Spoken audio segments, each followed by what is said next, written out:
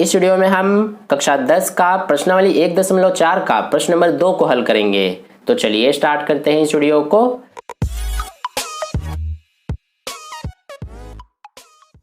तो देखिए dear students, प्रश्न नंबर 2 में हमसे क्या कहा गया है कि ऊपर दिए गए प्रश्न में उन परिमेय संख्याओं के दशमलव प्रसारों को लिखिए जो शांत है। यानी कि हमें कहा गया है ऊपर दिए गए प्रश्न में, मतलब जो हमारा प्रश्न नंबर 1 था उसमें जितने भी परिमेय संख्याओं के दशमलव प्रसार शांत थे उसको सबसे पहले यहां पर हम लिख लेते हैं।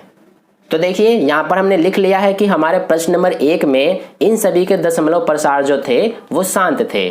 ठीक है, अब हमें कहा गया है कि इन सभी के दशमलव प्रसारों को लिखने के लिए तो देखिए सबसे पहले यहां पर हम 13/3125 इसका दशमलव प्रसार लिखते हैं। तो देखिए इस तरह से हम कैसे लिखेंगे इसको कि सबसे पहले हम क्या करेंगे कि जो हमारा ये संख्या दिया गया है जो कि एक परिमेय संख्या है, तो इसमें जो हमारा हर है यानी कि जो ये 3125 नीचे है इसका सबसे पहले हम अभाज्य गुणनखंड ज्ञात करेंगे। ठीक है, तो जैसा कि हमने प्रश्न नंबर 1 में किया था इसका अभाज्य गुणनखंड, तो वो हमारा कितना आया था 5 की घात 5। ठीक है, अगर आपने प्रश्न नंबर 1 को बहुत अच्छे से किया होगा तो आपको पता होगा। तो ये हमारा इसका अभाज्य गुणनखंड इतना आया था। अब देखिए आपको बस इसमें एक चीज ध्यान में रखना है कि जो हमारा ये हर है इसमें आपको बस ये देखना है कि नीचे हमारा 10 आना चाहिए। ठीक है, तो देखिए यहाँ पर नीचे तो ओनली 5 है, तो यहाँ पर इस 5 में हम कितने से गुणा कर दे तो हमारा 10 आ जाएगा। तो आप कहेंगे कि अगर हम 2 से कर देंगे तो हमारा 10 आ जाएगा, तो लेकिन यहाँ पर तो 5 की घात 5 है और यहाँ पर सिर्फ हमने 2 ही लिखा है,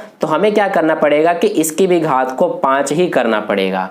ठीक है, दोनों की घात बराबर होनी चाहिए और दोनों का गुणा करने पर 10 आना चाहिए। तो इस तरह से ये जो 2 की घात 5 है ये हमने अपने से यानी कि खुद से लिखा हुआ है यहाँ पर, तो यहाँ पर हमने नीचे लिखा हुआ है, तो हमें क्या करना पड़ेगा कि इसी को ऊपर भी लिखना पड़ेगा, नहीं तो ये हमारा असंतुलित हो जाएगा। ठीक है, जितना आप नीचे अपने से यानी खुद से लिखेंगे उतना ही आपको ऊपर भी लिखना पड़ेगा, ये बात आपको ध्यान में रखना है। तो इस तरह से हमने कर दिया। अब देखिए इसको हम सॉल्व कर लेंगे। ये हमारा 13 है तो 13 लिखा, गुणा में 2 की घात 5 है, इसका आंसर कितना आएगा 2 की घात 5 का मतलब है कि 2 हमारा 5 बार गुणा किया जाएगा। तो ये आप देख सकते हैं, करके हम देख लेते हैं। 2 दूना 4, 4 दूना 8, 8 दूना 16, 16 दूना 32, तो ये हमारा 32 आ गया। बटे में क्या है 5 की घात 5 गुणा 2 की घात 5, तो इसको हम कैसे सॉल्व करते हैं 5 और 2 का हम गुणा कर देंगे यानी कि ये हमारा 10 आ जाएगा और दोनों की घातें बराबर है तो इसको हम एक बार लिख देते हैं। ठीक है, तो इस तरह से ये हो गया।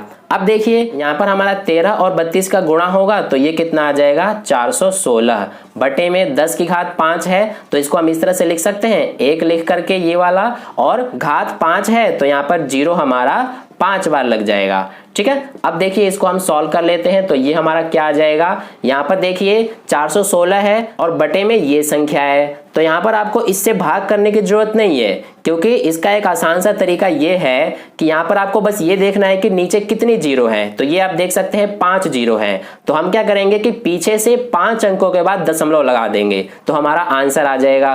तो देखिए यहाँ पर सबसे पहले इसको लिख लेते हैं, 416 है ऊपर तो ये लिखा। अब इसमें तो लेकिन 3 ही अंक है और हमें 5 अंकों के बाद लगाना है दशमलव, तो यहाँ पर हम 0 खुद से लगा देंगे, 2 0, तो ये हमारे 5 अंक हो गए। अब यहाँ पर हमारा पॉइंट आ जाएगा। ठीक है, और पॉइंट से पहले कुछ नहीं है तो हम 0 लिख सकते हैं। तो ये आप देख सकते हैं हमारा दशमलव प्रसार आ गया इस परिमेय संख्या का।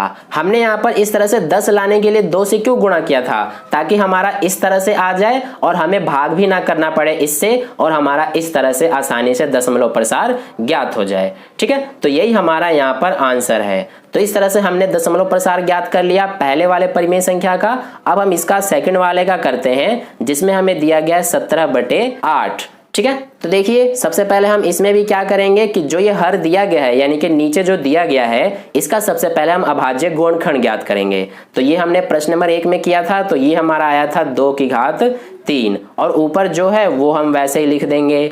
अब देखिए यहाँ पर 2 की घात 3 है लेकिन हमें नीचे कितना बनाना है 10, तो यहाँ पर 2 है सिर्फ, 2 में हम कितने से गुणा करेंगे तो 10 आ जाएगा, 5 से करना पड़ेगा तो 2 पंजे 10 हो गया। अब 2 की घात तो 3 है तो हमें 5 की भी घात 3 ही लिखनी पड़ेगी क्योंकि जैसे कि मैंने आपको पहले भी बताया था कि दोनों की घात बराबर होनी चाहिए। अब यहाँ पर हमने खुद से यहाँ पर 5 की घात 3 से यहाँ पर किया है, तो ऊपर भी हमें 5 की घात 3 से ही करना पड़ेगा गुणा। ठीक है, तो ये हमारा अब इस तरह से हो गया। अब इसको सॉल्व कर लेंगे। ये हमारा 17 है तो 17 लिखा, गुणा में 5 की घात 3 है, यानी कि 5 का 3 बार जब हम गुणा करेंगे तो ये आएगा हमारा 125 बटे में 2 की घात 3, 5 की घात 3 है, तो सबसे पहले 2 और 5 का गुणा 10 हो गया, और यहाँ पर दोनों की घात बराबर है तो इसको एक बार लिख देंगे। अब यहाँ पर 17 और 125 का गुणा करेंगे तो ये हमारा कितना आएगा, ये आएगा 2125 बटे में 10 की घात 3 का मतलब क्या है कि यहाँ पर 0 हमारा 3 बार लिखा जाएगा। अब देखिए इसका दशमलव प्रसार हम आसानी से बता सकते हैं। सबसे पहले इसको आप लिख लेंगे इस तरह से 2 1 2 5। अब यहाँ पर हमारे कितने 0 हैं, 3 0 है, तो पीछे से 3 अंकों के बाद हम पॉइंट लगा देंगे, तो 1 2 3, यानी कि यहाँ पर हमारा पॉइंट आ जाएगा। तो ये हमारा दशमलव प्रसार आ गया इस वाली परिमेय संख्या का, और यही हमारा आंसर है। ठीक है, अब देखिए अगला करते हैं। ये हमें दिया गया है यहाँ पर क्या, 15 बटे 1600। तो यहाँ पर सबसे पहले हम क्या करते हैं कि जो हर है इसका हम अभाज्य गुणनखंड ज्ञात करते हैं। तो देखिए 1600 का जब आप अभाज्य गुणनखंड ज्ञात करेंगे तो ये आपका आएगा 2 की घात 6 गुणा 5 की घात 2, और ऊपर जो है वो हम वैसे का वैसा लिख देंगे। ठीक है, अब देखिए यहाँ पर तो 2 और 5 यानी कि दोनों का गुणा करने पर 10 आ जाएगा, यानी कि ये तो हमारा 10 पहले से ही हो गया। लेकिन यहाँ पर घातें दोनों की अलग अलग है, यानी कि घातें बराबर नहीं है, तो हमें क्या करना होता है कि घातों को भी देखना होता है बराबर है कि नहीं। तो यहाँ पर हम घातों को अब बराबर करेंगे, तो वो हम कैसे करेंगे, यहाँ पर अगर हम गुणा कर देंगे 5 की घात 4 से तो हमारा बराबर हो जाएगा,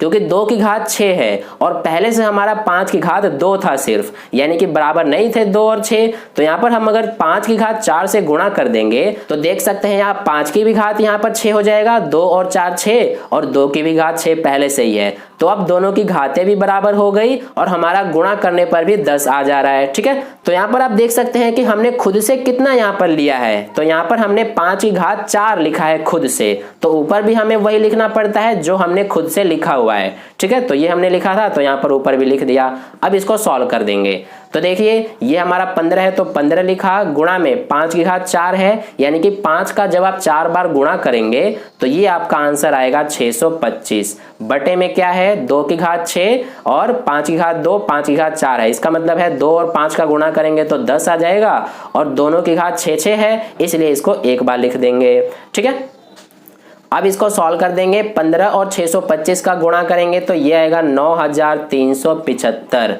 बटे में क्या है, 10 की घात 6, यानी कि यहाँ पर हमारा 0 कितनी बार आएगा, 6 बार। तो इस तरह से यहाँ पर हमने लिख दिया। अब इसको सॉल्व कर लेंगे। कैसे करते हैं, ऊपर जो लिखा है उसको सबसे पहले आप लिख लो इस तरह से, ये हमने लिख दिया। अब देखिए नीचे देखेंगे कितने 0 हैं, यहाँ पर हमारे 6 0 हैं, लेकिन यहाँ पर अंक तो हमारे 4 ही हैं, तो हम क्या करेंगे 6 करने के लिए कि 2 0 यहाँ पर हम लगा देंगे खुद से, तो हमारे ये 6 हो गए। अब यहाँ पर हम पॉइंट लगा देंगे, और पॉइंट से पहले कुछ नहीं है तो 0 लगा देंगे, तो ये हमारा दशमलव प्रसार आ गया इस वाली परिमेय संख्या का। ठीक है, तो ये हो गया हमारा। अब देखिए अगला करते हैं। ये हमारा क्या दिया गया है, ये हमें दिया गया है 23 बटे में 2 की घात 3, 5 की घात 2। तो देखिए इसको हम सबसे पहले सॉल्व कर लेंगे। यहाँ पर देखिए पहले से ये हमारे अभाज्य गुणनखंड के रूप में लिखे हुए हैं, लेकिन अगर आप इसको ध्यान से देखेंगे तो यहाँ पर दोनों का यानी 2 और 5 का गुणा करने पर 10 तो आ जा रहा है, लेकिन घातें दोनों की बराबर नहीं है, तो सबसे पहले हमें घातों को बराबर करना पड़ेगा। तो देखिए 2 की घात 3 है तो ये लिखा, 5 की घात 2 है तो ये भी लिख देंगे, लेकिन यहाँ पर देखिए 2 की घात तो 3 है और 5 की घात 2 है, तो हमें यहाँ पर 5 की भी घात को 3 करना पड़ेगा। तो इसके लिए हम यहाँ पर 5 की घात 1 से गुणा कर देंगे,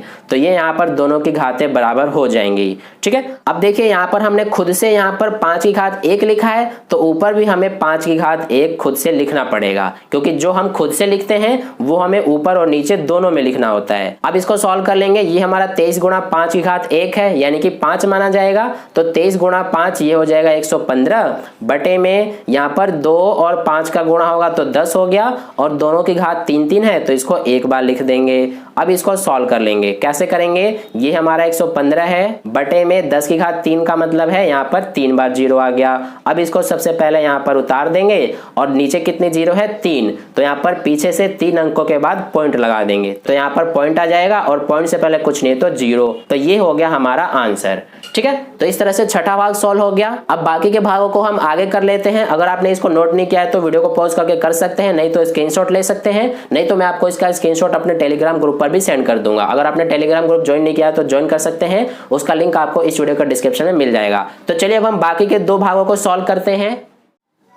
तो देखिए डियर स्टूडेंट्स, अगला हमें दिया गया 6/15। तो सबसे पहले ध्यान दीजिए, ये हमारे दोनों जो हैं 3 के पहाड़े में आते हैं। तो सबसे पहले हम इनको काट देंगे। ये हमारा 2 बार में आता है और ये 5 बार में, यानी 3 पंजे 15 और 3 दूना 6। तो ये हमारा क्या हो गया 2/5। अब देखिए यहाँ पर 2/5 है, तो हमें तो यहाँ पर 10 लाना है नीचे हर में। तो यहाँ पर क्या करेंगे इसके लिए हम कि 2 से गुणा कर देंगे, तो ये हमारा हो जाएगा 10। और हमने यहाँ पर खुद से 2 से गुणा किया है तो ऊपर भी हमें करना पड़ेगा। तो इस तरह से ये हो गया। अब गुणा कर देंगे तो ये 4 हो गया और नीचे यहाँ पर 10 हो गया। अब देखिए 4/10 है, तो यहाँ पर अब देखिए सबसे पहले हम ऊपर वाले को लिख लेते हैं और नीचे कितनी जीरो है 1। तो यहाँ पर हम पीछे से 1 अंक के बाद पॉइंट लगा देंगे, यानी कि ये हमारा यहाँ पर आ जाएगा और इससे पहले कुछ नहीं है तो 0। तो यही हमारा हो गया आंसर। ठीक है, अब यहाँ पर हम लास्ट वाले भाग को कर लेते हैं। इसमें हमें क्या दिया गया है 35/50। तो इसको भी ध्यान दीजिए, सबसे पहले ये हमारे दोनों 5 के पहाड़े से कट जाते हैं। ये 5 सते 35 और ये 5 दहा 50। तो ये हो गया हमारा 7/10। ठीक है, अब देखिए यहाँ पर पहले से ही 10 लिखा हुआ है, तो इसमें हमें ना ही 2 और ना ही 5 से गुणा करने की जरूरत है ही नहीं, क्योंकि ये हमारा पहले से ही 10 है। तो इसको अब हम यहाँ पर दशमलव प्रसार ज्ञात कर लेंगे। तो यहाँ पर एक ही 0 है, तो ये हो जाएगा हमारा 0.7, यानी कि 0.7। तो ये हो गया हमारा आंसर। तो इस तरह से प्रश्न नंबर 2 का हल कंप्लीट हुआ। अगर आपको वीडियो अच्छा लगा है तो लाइक कर देना, अपने दोस्तों के साथ शेयर कर देना, और पहली बार वीडियो को देख रहे हो तो चैनल को सब्सक्राइब करके बगल में जो बेल आइकन आता है उस पर ऑल वाले पे क्लिक कर लेना। तो फिर मिलते हैं नेक्स्ट वीडियो में। धन्यवाद।